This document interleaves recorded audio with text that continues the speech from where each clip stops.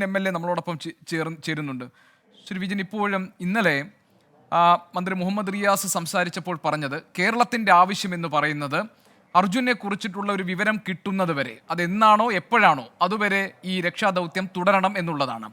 ഇന്നിപ്പോൾ നമ്മൾ കണ്ടത് ഈ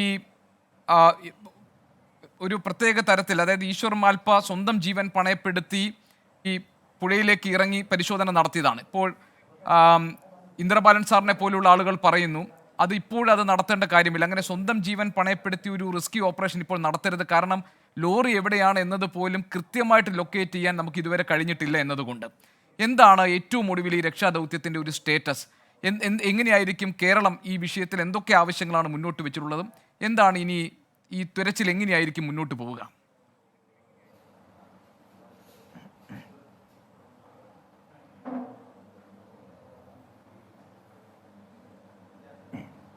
ഇന്ദ്രബാലൻ സാർ അദ്ദേഹം തീർച്ചയായും ഇതിൻ്റെ പാർട്ടായിരുന്നു. അദ്ദേഹം തന്നെയാണ് ഇതിൻ്റെ പലതരത്തിലുള്ള ഇടപെടലുകളും നടത്തിയ ഒരു ഓഫീസർ. തീർച്ചയായും ഇവിടെ ഇന്ന് ഉണ്ടായ ഒരു പ്രധാനപ്പെട്ട കാര്യം, കഴിഞ്ഞ ദിവസങ്ങളിൽ നിന്ന് വ്യത്യസ്തമായി നേരത്തെ പറഞ്ഞതുപോലെ ഈശ്വർ മാൽപ്പ ഇദ്ദേഹത്തിൻ്റെ ഈ നാട്ടിലെ ജനങ്ങൾ തന്നെ പറഞ്ഞ പ്രകാരം അവിടെ ഓഫീസേഴ്സും നാട്ടുകാരും ഒക്കെ മനസ്സിലാക്കാൻ സാധിച്ചത് ഡൈവിങ്ങിൽ വളരെ വൈദഗ്ധ്യമുള്ള ഒരാളാണ്. അദ്ദേഹം 100ലധികം ഓപ്പറേഷനുകളൊക്കെ പങ്കെടുത്ത ഒരാളാണ്. അദ്ദേഹം ഒരുപാട് കാര്യങ്ങൾ അദ്ദേഹത്തിൻ്റെ ഇടപെടൽ കൊണ്ട് സക്സസ് ഉണ്ടായ ഒരു വ്യക്തി കൂടിയാണ്. അദ്ദേഹത്തിൻ്റെ നേതൃത്വത്തിൽ ഇന്ന് നേരത്തെ ഇന്ദ്രബാൽ സാർ ഉൾപ്പെടെ പോയിൻ്റ് ഔട്ട് ചെയ്ത ആ പൊസിഷൻ പ്രധാനമായും ഫോക്കസ് ചെയ്തുകൊണ്ട് ഒരു പരിശോധനയാണ് ഇവിടെ നടന്നത്. അതായത് ഡൈവിങ് രാവിലെ മുതൽ വൈകിട്ട് വരെ 9 തവണ അദ്ദേഹം ഡൈവിങ് ചെയ്തു. അതിൽ ഒരു തവണ മൂന്നാമത് ചെയ്ത ഡൈവിങ് ചെറിയൊരു അപകടം എന്ന നിലയിലേക്ക് പോയെങ്കിലും നേവിയുടെ ബോട്ട് വളരെ പെട്ടെന്ന് തന്നെ അദ്ദേഹത്തെ തിരിച്ച് ബോട്ടിലേക്ക് കയറ്റുന്ന ഒരു നിലയും ഉണ്ടായി. ഇപ്പോൾ നേവിയുടെ ഏറ്റവും പ്രധാനപ്പെട്ട ഉദ്യോഗസ്ഥരോട് വൈകുന്നേരം നമ്മുടെ ബഹുമാനപ്പെട്ട ശശീന്ദ്ര മിനിസ്റ്റർ ഉൾപ്പെടെ അദ്ദേഹം ഇവിടെയുണ്ട്. റിയാസ് മിനിസ്റ്റർ ഇന്നലെ മുതൽ ഇന്ന് വൈകിട്ട് വരെ അദ്ദേഹം ഇവിടെ ഉണ്ടായിരുന്നു. അപ്പോൾ വൈകിട്ട് ശശീന്ദ്ര മിനിസ്റ്റർ ബഹുമാനപ്പെട്ട കലക്ടറോടും നേവിയുടെ ഉദ്യോഗസ്ഥരോടും സംസാരിച്ചപ്പോൾ ഈ ഒഴുക്ക് പ്രതികൂലമായ ഒരു സാഹചര്യമാണ് ഇവിടെ ഉണ്ടാക്കുന്നത് എന്നുള്ളതാണ്. കാരണം അദ്ദേഹത്തിൻ്റെ ഡൈവിങ്ങിൽ പോലും അദ്ദേഹം റോപ്പ് ഉപയോഗിച്ച് താഴേക്ക് ഇറങ്ങുമ്പോൾ പലതരത്തിലുള്ള ബുദ്ധിമുട്ടുണ്ടാകുന്നു എന്നത് തന്നെയാണ് ഇവിടെ കാണുന്നത്. തീർച്ചയായും നമ്മളിപ്പോൾ ആഗ്രഹിക്കുന്നത് ബഹുമാനപ്പെട്ട മിനിസ്റ്റർ പറഞ്ഞതുപോലെ ഏത് വിധേനയും ഇതിപ്പോൾ ജിതിൻ, അതായത് അർജുൻ്റെ സഹോദരി ഭർത്താവ് ജിതിൻ മാധ്യമങ്ങളോട് തന്നെ പറഞ്ഞിട്ടുണ്ട്, അർജുനില്ലാത്തൊരു തിരിച്ചുപോക്കിനെ കുറിച്ച് എനിക്ക് ആലോചിക്കാൻ പോലും പറ്റില്ല എന്നുള്ളതാണ്. ആ പ്രതീക്ഷയിൽ തന്നെയാണ് നമ്മളെല്ലാം നിൽക്കുന്നത്. അതുകൊണ്ട് ബഹുമാനപ്പെട്ട കേരള മുഖ്യമന്ത്രി കേന്ദ്രമന്ത്രിക്കും അതോടൊപ്പം തന്നെ കർണാടക ബഹുമാനപ്പെട്ട മുഖ്യമന്ത്രിക്കും ഉൾപ്പെടെ കത്തയക്കുകയുണ്ടായി. നേവിയുടെ ഉൾപ്പെടെ ഏറ്റവും സാങ്കേതികമായ വൈദഗ്ധ്യം ഏതൊക്കെ രൂപത്തിൽ ഉപയോഗിക്കാൻ പറ്റുമോ അതെല്ലാം ഉപയോഗപ്പെടുത്താൻ ആവശ്യമായ ഇടപെടൽ ഉണ്ടാകണം. അതുതന്നെയാണ് നമ്മളും ആഗ്രഹിക്കുന്നത്. ഇന്നിവിടെ ജില്ലാ ഭരണകൂടത്തോടും ബന്ധപ്പെട്ട ഉദ്യോഗസ്ഥരോടുമെല്ലാം ബഹുമാനപ്പെട്ട മന്ത്രിമാരുൾപ്പെടെ മീറ്റിംഗ് നടത്തിയപ്പോൾ ആവശ്യപ്പെട്ടതും അത് തന്നെയാണ്. ഏത് സാങ്കേതിക വിദ്യ ഉപയോഗപ്പെടുത്തിയിട്ടായാലും അല്ലെ ഏത് ടെക്നോളജിയെ നമ്മൾ ഉപയോഗപ്പെടുത്തിയിട്ടായാലും അതിൻ്റെ ഒരു റിസൾട്ടിലേക്ക് എത്തിക്കുന്നതിന് വേണ്ടിയിട്ടുള്ള പ്രവർത്തനം ഉണ്ടാവുക എന്ന് തന്നെയാണ്.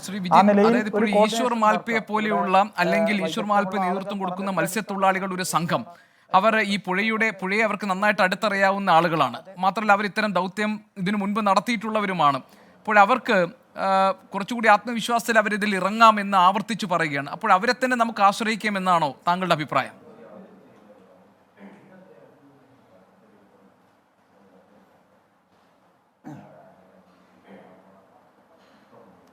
അല്ല, ഇവിടെ ഇന്നലെ മുതൽ പറഞ്ഞുകൊണ്ടിരിക്കുന്ന ചില കാര്യങ്ങൾ തീർച്ചയായും അവരുടെ ഭാഗത്തു നിന്നുള്ള ഇപ്പോഴത്തെ ഒരു അന്വേഷണം വന്നത് അത് കുറച്ചുകൂടി ഫലപ്രദമായി ഇവിടെ നടന്നു വരുന്നുണ്ട്. കാരണം 8ലധികം വരുന്ന ഈ മാൽപ്പയുടെ നേതൃത്വത്തിലുള്ള ഒരു സംഘം, അതിൽ മത്സ്യത്തൊഴിലാളികൾ ഉൾപ്പെടെയുള്ള സംഘം, അവർ നേരത്തെ അങ്ങ് സൂചിപ്പിച്ച പോലെ തന്നെ പുഴയെക്കുറിച്ച് നന്നായി അറിയാം, ഈ ഒഴുക്കിനെ കുറിച്ച് നന്നായിട്ട് അറിയാം.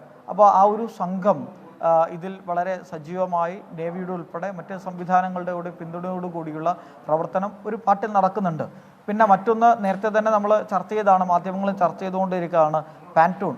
അതിനെക്കുറിച്ച് രണ്ട് ഒപ്പീനിയനുകൾ വരുന്നുണ്ട്. എന്തായാലും ഫ്ലോട്ടിംഗ് സംവിധാനം ഇന്നിപ്പോൾ ജില്ലാ കലക്ടർ നമ്മൾ വൈകിട്ട് ഇന്നത്തെ രക്ഷാദൗത്യം പൂർത്തീകരിച്ച് നമ്മൾ മടങ്ങുമ്പോൾ കലക്ടർ പറഞ്ഞത് ഇന്ന് രാജസ്ഥാനിലുള്ള ഒരു വിദഗ്ധ സംഘം കൂടി രാത്രിയോടുകൂടി എത്തുന്നതാണ്.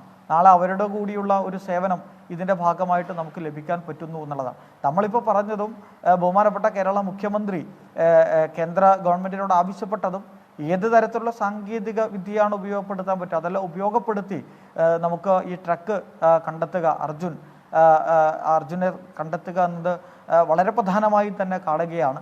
ആ നിലയിലുള്ള രക്ഷാപ്രവർത്തനങ്ങൾ വേണം. ഒരിക്കലും ഇവിടെ വന്ന് മന്ത്രിമാരോ നമ്മളോ MLA-മാരോ നമ്മളെല്ലാം വന്ന് അവരുടെ പ്രവർത്തനത്തെ തടസ്സപ്പെടുന്ന നിലയിലേക്കല്ല, അവരുമായി നമ്മുടെ ചില ആശങ്കകൾ പങ്കുവെക്കുക, കേരളത്തിലെ ജനങ്ങൾ അല്ലെങ്കിൽ അവരെല്ലാം ആഗ്രഹിക്കുന്ന നിലയിലുള്ള ആശങ്കകൾ അവരോട് ശ്രദ്ധയിൽപ്പെടുത്തുകയും ഈ പ്രവർത്തനത്തിന് ഒരു പ്രോത്സാഹനം എന്ന വണ്ണം നമ്മളെല്ലാം കേന്ദ്രീകരിച്ചുകൊണ്ട് പ്രവർത്തിക്കുന്ന നിലയിൽ തന്നെയാണ് കാര്യങ്ങൾ നിൽക്കുന്നത്.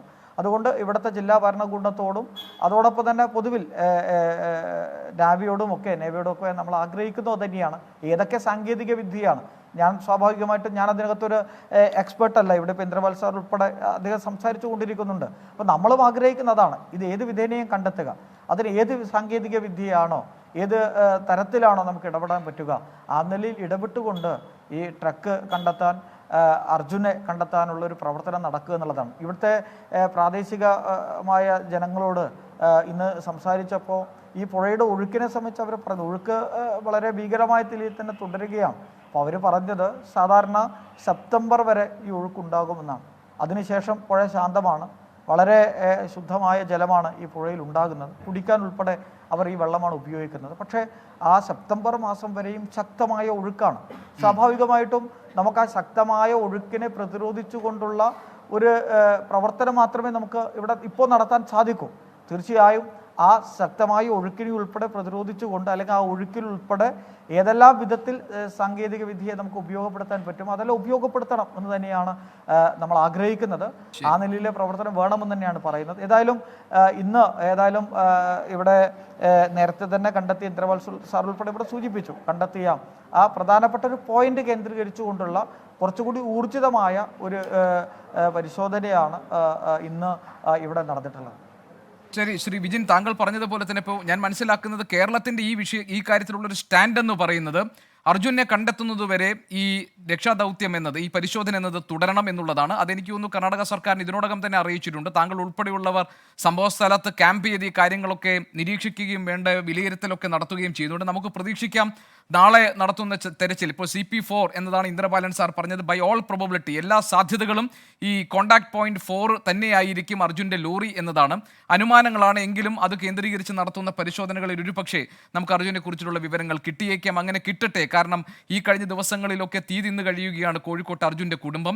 നമ്മളൊക്കെ തന്നെയും ഈ ദിവസങ്ങളിൽ അർജുനെ കുറിച്ചൊരു വിവരം കിട്ടാൻ വേണ്ടി കാത്തു നിൽക്കുകയാണ്. നാട്ടുകാരാകെ ആശങ്കയിൽ തന്നെ കഴിയുകയാണ്. അതുകൊണ്ട് അനുകൂലമായ നമുക്ക് ആശ്വസിക്കാവുന്ന എന്തെങ്കിലും ഒരു വിവരം അർജുനെ കുറിച്ച് കിട്ടുമെന്ന് നമുക്ക് കരുതാം. വളരെയധികം നന്ദി ശ്രീ വിജിൻ MLA, താങ്കൾ അവിടെ നിന്നും ഈ വിവരങ്ങളൊക്കെ പങ്കുവച്ചതിന്.